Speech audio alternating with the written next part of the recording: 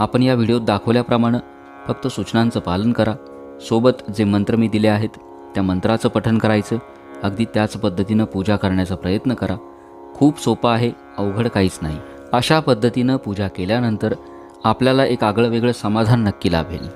आपण जर अशी पूजा करणार असाल तर मला कमेंट बॉक्समध्ये नक्की सांगा. आपले अनुभव मला सांगा.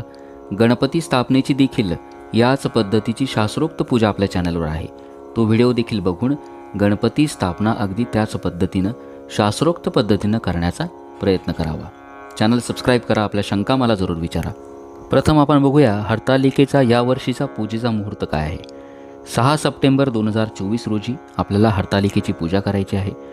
जो अतिशुभ मुहूर्त आहे तो आहे सकाळी 6 वाजेपासून सकाळी 8:45 म्हणजे 8:45 वाजेपर्यंत. ज्यांना शक्य होईल त्यांनी या वेळेत पूजा अवश्य करा. ज्यांना शक्य होणार नाही त्यांनी अगदी संध्याकाळपर्यंत